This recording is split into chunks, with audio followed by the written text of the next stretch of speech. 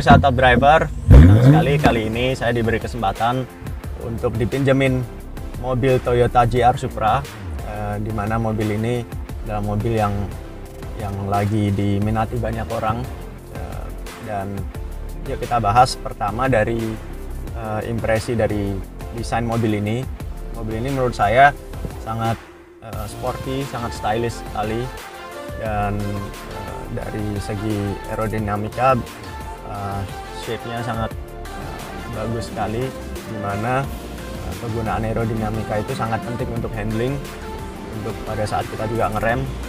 Bayangkan jika kita dari kecepatan tinggi, misalnya dari 300 km per jam, kita perlu injak rem di dalam mungkin hanya 2 detik untuk mobil itu bisa berhenti di kecepatan 60 km untuk kita bisa menikung dengan stabil. Jadi dari segi aerodinamika, selain dari handling, lalu dari rem, tapi juga untuk di top speed juga kadang jika kita terlalu banyak mobil itu terlalu banyak drag ya, itu akan sangat tidak baik di top speed kita. Jadi top speednya bisa menghambat. Jadi dengan menurut saya dengan desain mobil GR Supra ini semuanya sudah diperhitungkan dengan baik. Jadi mobil bisa stabil pada saat kita nikung, saat kita ngerem juga braking efisiensinya sangat bagus sekali. Lalu juga di top speed mobil bisa melaju kencang seperti yang diinginkan.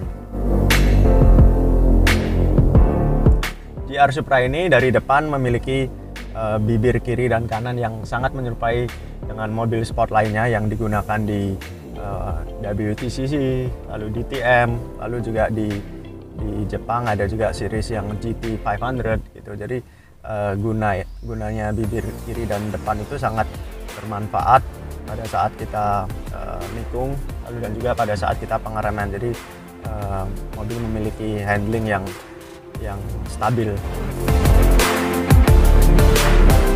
Jadi selain dari depan, pada saat kita melaju kecepatan tinggi, angin dikeluarkan oleh dari saluran bawah sayap kiri dan kanan, sehingga itu gunanya untuk menekan mobil lebih stabil di bagian belakang juga.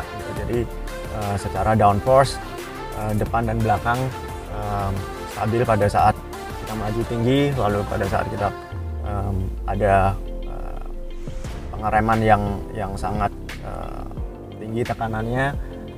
Jadi mobil ini overall bisa memiliki front dan rear end yang stabil.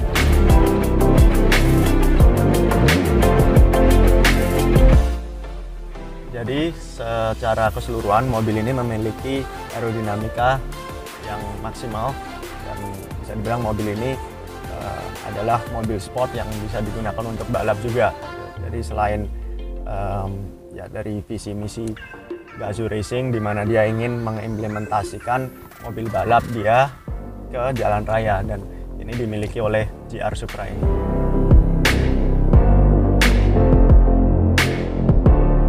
Mobil GR Supra ini memiliki mesin 3000 cc dengan menggunakan twin scroll turbocharged, di mana artinya throttle-nya sangat halus, mobil juga responsif, tidak seperti mobil sport lainnya yang biasanya turbonya gentakannya sangat kasar sekali, jadi sehingga kenyamanan driver terganggu. Jadi menurut saya GR Supra ini ya, selain sport tapi juga sangat nyaman untuk digunakan sehari-hari di jalan raya. Ya, kegunaan dari fuel saving economy ini adalah tujuannya untuk menekan polusi. Jadi dengan fuel saving economy ini polusinya akan rendah dan juga ramah lingkungan.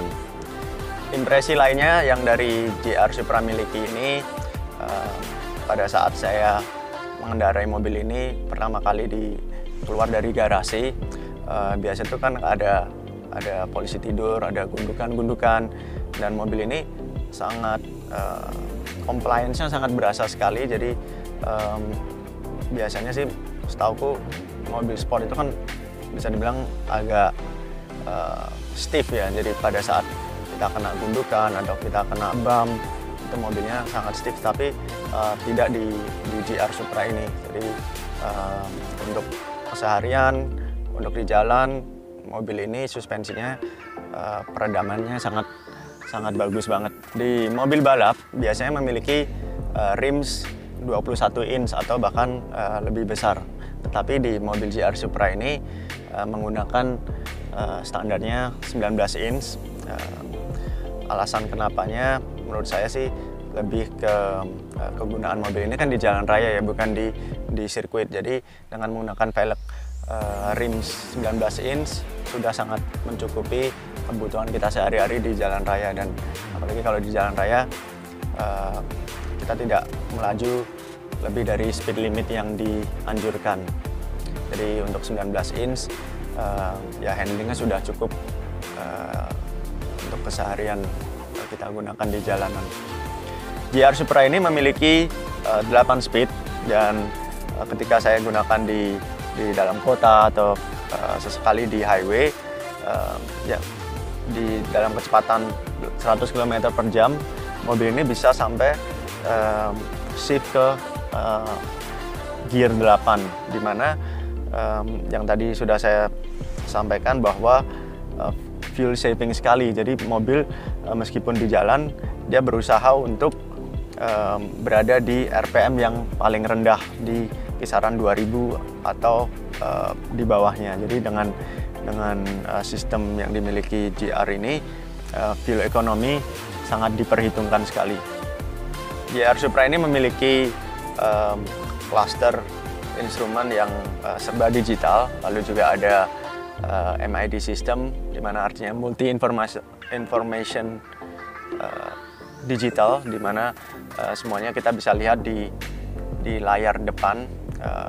Jadi untuk secara pandangan saat kita melaju di jalan, informasinya bisa kita lihat secara langsung di layar depan kita. Lalu untuk dari segi steering, ini sporty banget. Cengkraman setirnya agak kecil ya, nggak terlalu besar. Jadi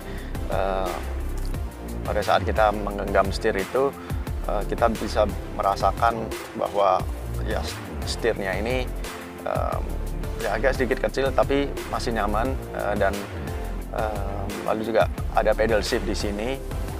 Jadi selain dari pegangannya sini kecil, untuk kita menjangkau ke gear shiftnya ini bisa lebih mudah gitu. Dan seperti biasa, gear shift, up shift di kanan, down shift di kiri.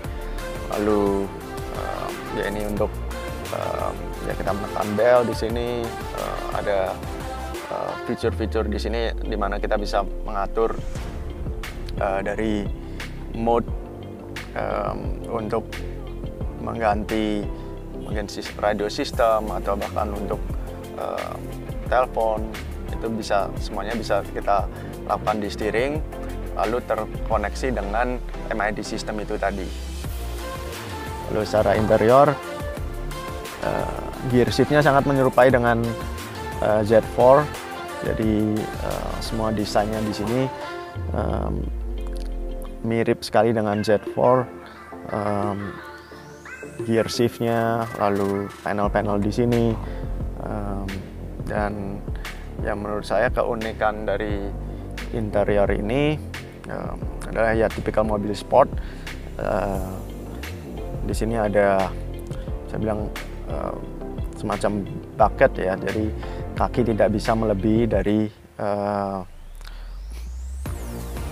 list di sini, sehingga ya pada saat kita menyetir, kita dalam posisi yang tegap dan kita bisa fokus selalu di jalan. Pemirsa Top Driver, selesai sudah perbincangan saya mengenai GR Supra. Terima kasih sudah menonton video ini. Jangan lupa like, subscribe, dan komen Top Driver di YouTube channel. Dan saya senang sekali bisa berbagi berita terbaik untuk Indonesia lebih baik.